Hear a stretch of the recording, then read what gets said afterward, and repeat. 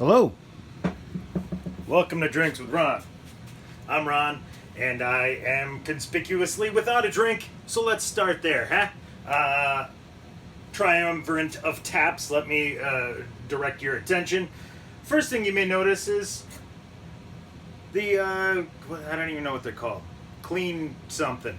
But I talked to a bartender at the Copper Dome a few weeks back, and I said, hey, what the fuck are those things called? I need them. So she gave me the name.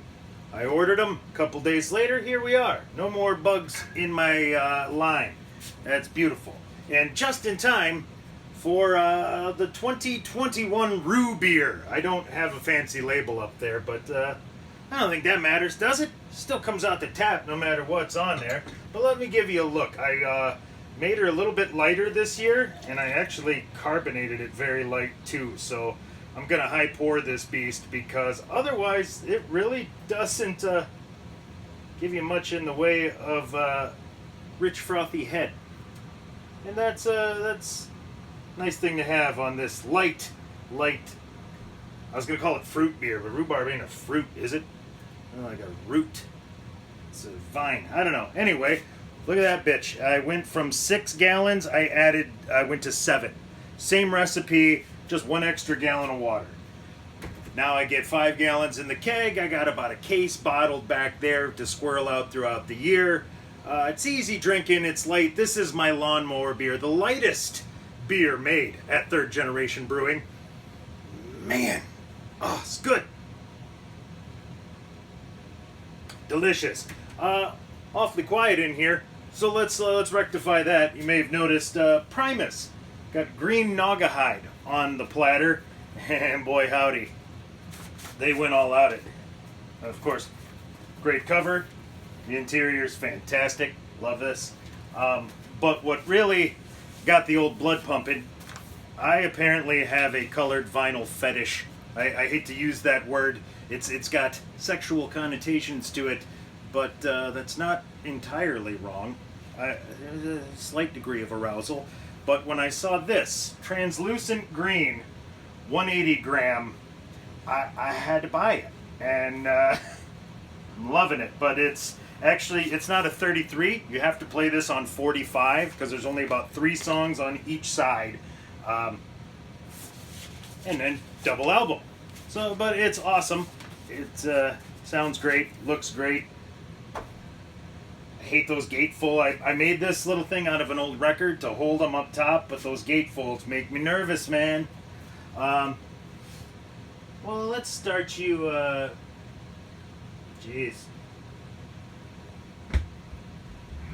We'll just drop you in at a random spot, because, this album, I don't know if you guys, Primus fans, you like Primus? I love Les Claypool. Primus is hit and miss.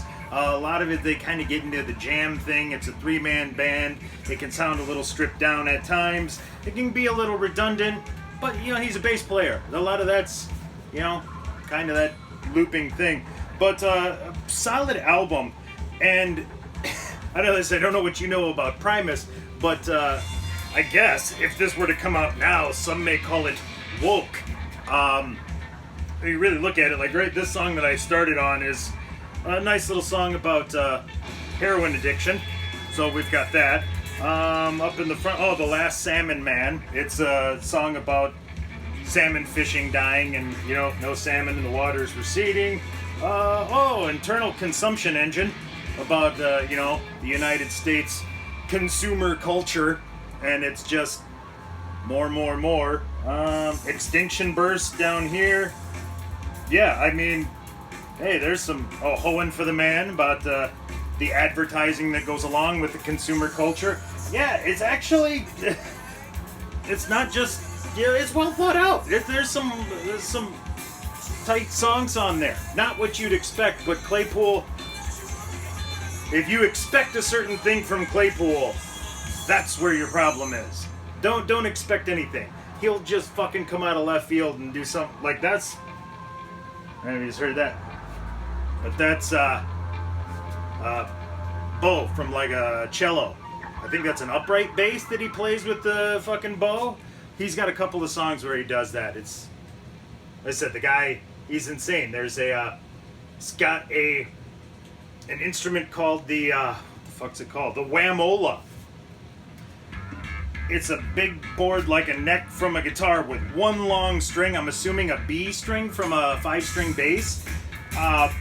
Long neck, and he plays it with like a drumstick. Like he hits the string against the neck, but there's no tuning pegs. At the top is like a fucking ratchet release handle.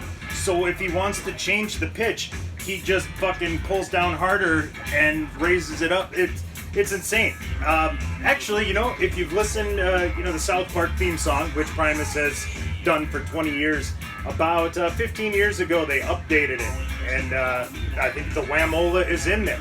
It's got a really weird sound, but that's a song about Lee Van Cleef. The music video for this is great. Fantastic. I don't know. I understand a lot of people don't like Claypool's style. I get it. Skip through some tracks, but definitely check it out. I mean, the guy's intelligent as fuck. He's an amazing musician. He's an outside-the-box thinker. He tries all sorts of shit. I had to see Primus because I had to see Claypool. I had to be able to say, I saw Les Claypool in concert. It was hotter than fuck. I was dying by the end. I couldn't wait for them to be done so I could leave, but it's great. Bucket list check. Oh, root beer. Fantastic. But what I'm about to do here, I'm pumped. I'm off for 14 days, man. Today was it. I'm on vacation, and the war with the log has begun. Me and my 14-inch saw are out there with a 4-foot wide, 9-foot tall chunk of tree laying sideways in the lawn. I actually shot an episode a few weeks back where I was grilling and then ran around shoeless, shirtless maybe, fired up the chainsaw, literally climbed up on top of the log and was hacking at it with the chainsaw just to kind of demonstrate so you get an idea of the size.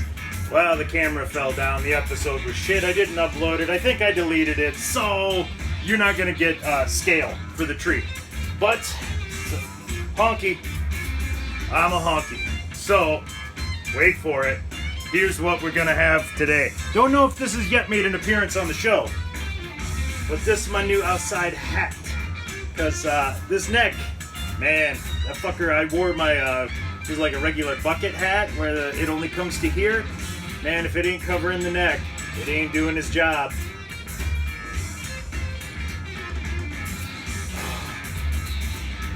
God, I'm actually thinking about taking the 5 gallons of root beer and firing up my mobile keg unit, R2CO2, as I like to call him. Maybe we'll save that for the 4th or the 5th of July, because I've determined that no matter what I'm doing, if anybody gives me any variety of grief, I'm tying it back to the British and just saying America. So no matter what I do, you know, if I go out there and start a fire right now, which I plan to do, and slowly throw in chunks all day, and somebody tells me I'm not able to do that, I'm just going to say, what are you, British? America.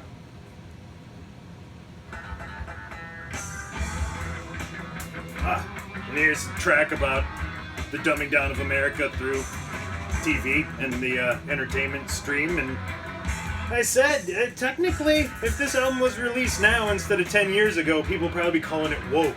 As an environmentalist, nature, consumer culture, addiction. It's in this whole album. Nostalgia. The Green Naga. I mean, check it out. I don't know. I said, the guy... What a bass player.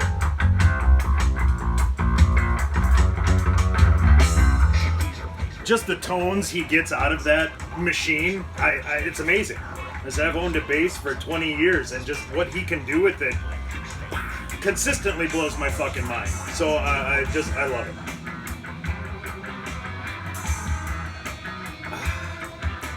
But better get out there. I want that log gone this weekend, so I can relax and drink beer instead of look at the fucking thing hanging over my head, the giant chore I need to fucking finish. Oh, God, this is a great beer. This is not a beer to slam. I did it a few years ago with an old batch, and what I realized is that the very mild rhubarb flavor that's in here, and it is very mild, if you slam it, it compounds. So that if I were to hammer this down by the end, I'd go, ah. So I try not to do that. This isn't a hammering beer. This is a lawnmower beer. It's a nice hot weather back porch sipper. I intend to do that for probably 3 straight days.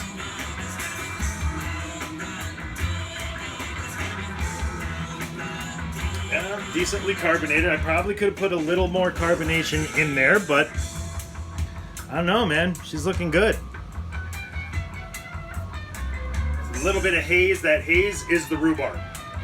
There's no wheat or anything like that that's adding to the haziness. That's it. Otherwise, without the rhubarb, this thing would be damn near clear.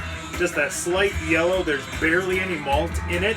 Don't want to give away the proprietary recipe here. Secret ingredients, ratios, and whatnot. But yeah, if you're trying to steal my recipe, I just, gave you a lot of clues.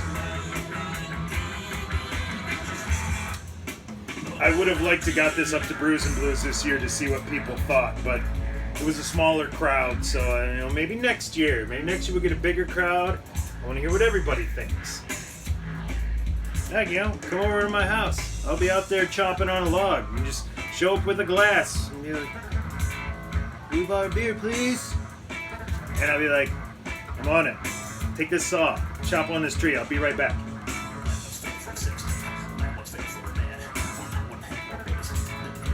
Oh, there we go. Rhubarb in the can. Wrath of Todd avoided. No fine for me this time. Definitely carbonated well. Yeah, and just that rhubarb compounds if you drink a lot of it. Still not bad though. That extra, amazing. Pumped. Feeling all Mike Ryan, Dan Le Batard show, like Mike Ryan cocaine-y good. Mike Ryan, Cleveland Browns, and soccer talk. Pumped. Get out there and get some work done. So, let me do that. So for Drinks with Ron, I'm Ron. My kick-ass hat. Signing off.